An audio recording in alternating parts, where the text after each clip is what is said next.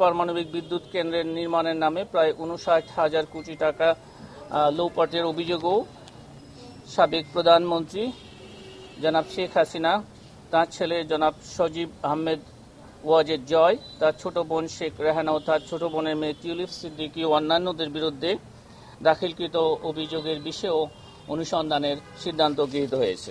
শেখ হাসিনা, সাবেক প্রধানমন্ত্রী, গণপ্রজাতন্ত্রী বাংলাদেশ সরকার, ঢাকা ও অন্যান্যের বিরুদ্ধে ক্ষমতার অপব্যবহার, প্রতারণা, অনিয়ম ও দুর্নীতির মাধ্যমে 8টি বিভিন্ন প্রকল্পের আড়ালে 21,000 কোটি টাকা আত্মসাতের একটি অভিযোগ দুর্নীতি দমন কমিশনে দাখিল হয়েছে এবং সেই অভিযোগের বিষয়ে অনুসন্ধানের সিদ্ধান্ত গৃহীত হয়েছে।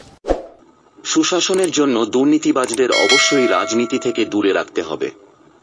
দুর্নীতি, বিশেষ করে রাজনীতিতে, সুশাসন প্রতিষ্ঠার জন্য সবচেয়ে বড় চ্যালেঞ্জ। যখন দুর্নীতিবাজ ব্যক্তিরা রাজনৈতিক ব্যবস্থায় অনুপ্রবেশ করে, তখন তারা গণতন্ত্রের পথে হুমকি হয়ে দাঁড়ায়। এটি সম্পদের অপব্যবহার ঘটায়, জনসেবাকে ক্ষতিগ্রস্ত করে এবং ন্যায্য নীতি নির্ধারণকে ব্যাহত করে।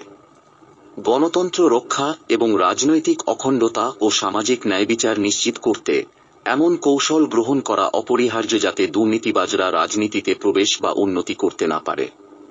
দেশের রাজনৈতিক ও সামাজিক কাঠামোর স্বাস্থ্যের জন্য দুর্নীতিবাজরা যাতে ক্ষমতার পদ লাভ করতে না পারে তা নিশ্চিত করা অত্যন্ত গুরুত্বপূর্ণ। কারণ রাজনীতিতে দুর্নীতিবাজদের দাপট গণতান্ত্রিক ব্যবস্থার কার্যকারিতাকে দুর্বল করে, জনগণের আস্থা নষ্ট করে এবং অর্থনৈতিক ও সামাজিক বৈষম্যকে স্থায়ী করে। বাংলাদেশে যে বিপুল জনগোষ্ঠী চরম দারিদ্রতায় নিমজ্জিত তার প্রধান কারণ দুর্নীতি। তাই রাজনীতি থেকে দুর্নীতিবাজদের দূরে রাখা অপরিহার্য। রাজনীতি থেকে দুর্নীতিগ্রস্ত ব্যক্তিদের দূরে রাখতে এবং শাসন ব্যবস্থাকে স্বচ্ছতা, জবাবদিহিতা এবং নৈতিক মানদণ্ডে উন্নীত করার জন্য কিছু পরামর্শ এই প্রতিবেদনে তুলে ধরা হয়েছে। ১. রাজনৈতিক দল ব্যবস্থা শক্তিশালীকরণ। অভ্যন্তরীণ স্ক্রিনিং ও যাচাই।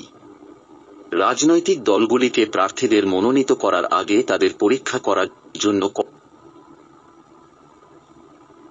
কঠোর অভ্যন্তরীণ স্ক্রিনিং পদ্ধতি প্রয়োগ করা উচিত। এই পদ্ধতিগুলির মধ্যে ব্যাকগ্রাউন্ড চেক, আর্থিক স্বচ্ছতার মূল্যায়ন এবং অতীতের যে কোনো দুর্নীতির রেকর্ড বিশ্লেষণ অন্তর্ভুক্ত হতে পারে। নৈতিক নেতৃত্ব গঠন। দলগুলিকে এমন নেতাদের বাছাই করতে অগ্রাধিকার দিতে হবে যারা নৈতিক নীতির প্রতি দৃঢ় প্রতিশ্রুতি প্রদর্শন করেছেন এবং যাদের জনসাধারণের কল্যাণে সেবার ইতিহাস রয়েছে। এটি সততা ও জনসেবার দৃষ্টিতে নেতৃত্ব প্রশিক্ষণ কর্মসূচির মাধ্যমে করা যেতে পারে। দলে স্বাধীন নৈতিকতা কমিটি গঠন। রাজনৈতিক দলগুলোর উচিত সদস্যদের আচরণ পর্যালোচনা করার জন্য স্বাধীন নৈতিকতা কমিটি গঠন করা এবং যে কোনো অনৈতিক আচরণের জন্য তাদের দায়বদ্ধতা নিশ্চিত করা। ২. স্বচ্ছতা ও জবাবদিহিতা বৃদ্ধি। Open government data. সরকারগুলিকে এমন নীতি গ্রহণ করা উচিত যা রাজনৈতিক এবং আর্থিক ডেটা সর্বজনীনভাবে অ্যাক্সেসযোগ্য করে স্বচ্ছতা প্রচার করে। এর মধ্যে রয়েছে আইন প্রণেতাদের আয়ের ঘোষণা, ব্যবসায়িক স্বার্থ এবং অন্যান্য প্রাসঙ্গিক তথ্য প্রকাশ করা। হুইসেল ব্লোয়ার সুরক্ষা। দুর্নীতি প্রকাশকারী হুইসেল ব্লোয়ারদের সুরক্ষার জন্য আইনি কাঠামোকে শক্তিশালী করতে হবে। প্রতিশোধের বিরুদ্ধে তাদের আইনি সুরক্ষা প্রদান করে এমন একটি পরিবেশ তৈরি করতে হবে যেখানে নাগরিক ও সরকারি কর্মচারীরা দুর্নীতির বিষয়ে রিপোর্ট করতে নিরাপদ বোধ করবে এবং দুর্নীতির কার্যকলাপগুলিকে ধামাচাপা পড়া থেকে রক্ষা করবে। স্বাধীন দুর্নীতি দমন এজেন্সি। সরকারের উচিত দুর্নীতি বিরোধী কার্যকলাপের তদন্ত, বিচার এবং নিরীক্ষণ করার ক্ষমতা সহ স্বাধীন দুর্নীতি বিরোধী সংস্থা গঠন ও এর ক্ষমতায়ন করা। এসব সংস্থাকে রাজনৈতিক হস্তক্ষেপ থেকে মুক্ত রাখতে হবে। ৩. নির্বাচন প্রক্রিয়া সংস্কার। সুষ্ঠু ও স্বচ্ছ নির্বাচন। নির্বাচনী প্রক্রিয়াগুলো সুষ্ঠু ও স্বচ্ছ হওয়া উচিত। নির্বাচনী জালিয়াতি, ভোট কেনা এবং অন্যান্য ধরনের দুর্নীতির সুযোগ বন্ধ করা।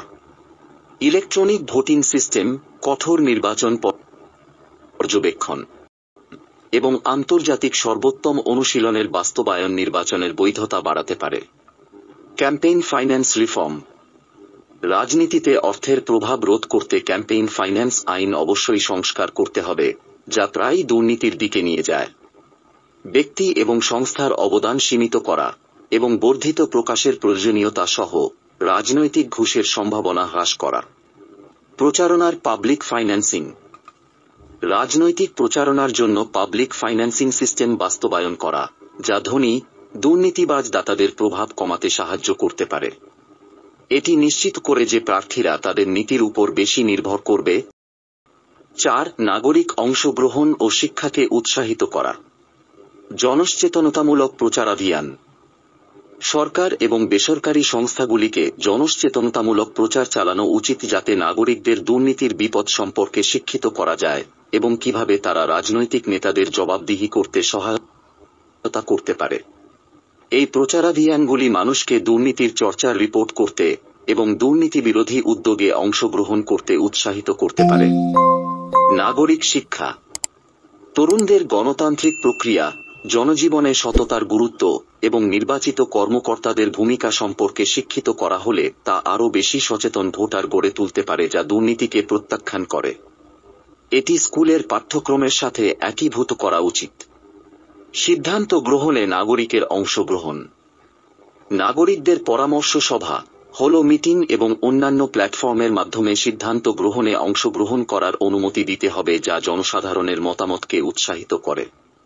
লোকেরা যখন রাজনৈতিক প্রক্রিয়ায় সক্রিয়ভাবে জড়িত থাকে তখন তাদের দুর্নীতিবাজ রাজনীতিবিদদের জবাবদিহি করার সম্ভাবনা বেশি থাকে। 5. আইনি ও প্রাতিষ্ঠানিক সংস্কার। দুর্নীতি বিরোধী আইন। সরকারকে ঘুষ, কিকব্যাক এবং আত্মসাৎ সহ অনৈতিক রাজনৈতিক আচরণকে অপরাধী করে এমন শক্তিশালী দুর্নীতি বিরোধী আইন পাস ও প্রয়োগ করা উচিত। সম্ভাব্য অপরাধীদের আটকানোর জন্য এই আইনগুলিতে অবশ্যই কঠোর শাস্তির ব্যবস্থা থাকতে হবে। বিচার বিভাগীয় স্বাধীনতা। দুর্নীতিবাজ রাজনীতিবিদদের জবাবদিহিতা নিশ্চিত করতে বিচার বিভাগকে রাজনৈতিক হস্তক্ষেপ থেকে স্বাধীন হতে হবে।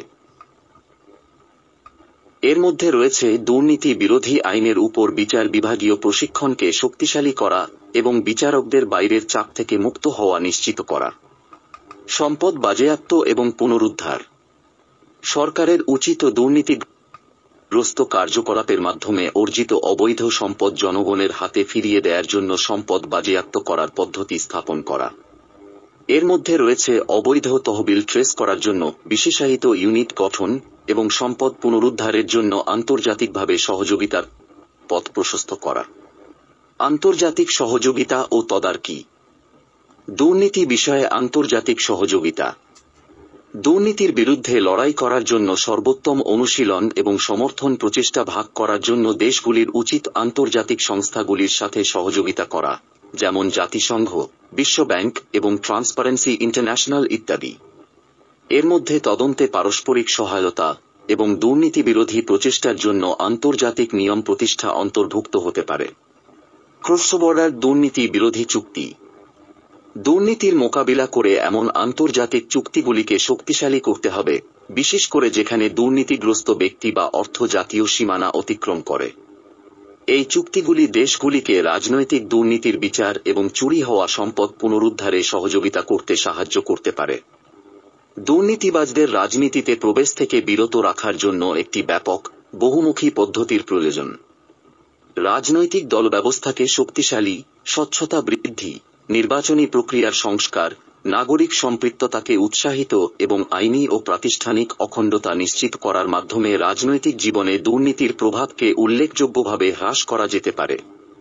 যাই হোক, এই পদক্ষেপগুলির সাফল্য নির্ভর করে সমস্ত স্টেকহোল্ডার, সরকার, রাজনৈতিক দল, সুশীল সমাজ এবং নাগরিকদের সততা ও জবাবদিহিতার মূলে একটি রাজনৈতিক পরিবেশ তৈরি করতে প্রতিশ্রুতিবদ্ধ হওয়ার উপর।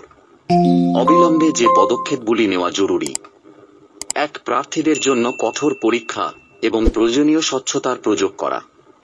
2. রাজনীতিতে অর্থের প্রভাব সীমিত করার জন্য প্রচারাভিযানের অর্থসংস্থান সংস্কার করা। 3. স্বাধীন দুর্নীতি বিরোধী সংস্থাকে কার্যকর করা। 4. রাজনীতিতে সততার গুরুত্ব সম্পর্কে জনসাধারণকে শিক্ষিত করা। 5. আন্তঃসীমান্ত দুর্নীতি মোকাবেলায় আন্তর্জাতিক সহযোগিতা জোরদার করা। একটি সুখী, সমৃদ্ধশালী শান্তির বাংলাদেশ গড়ার জন্য অবশ্যই রাজনীতি থেকে দুর্নীতিবাজদের তাড়িয়ে সৎ ও যোগ্য লোকেদের শাসন প্রতিষ্ঠা করতে হবে। আর এজন্য প্রয়োজন সকল দেশপ্রেমিক জনতার ঐক্যবদ্ধ প্রয়াস।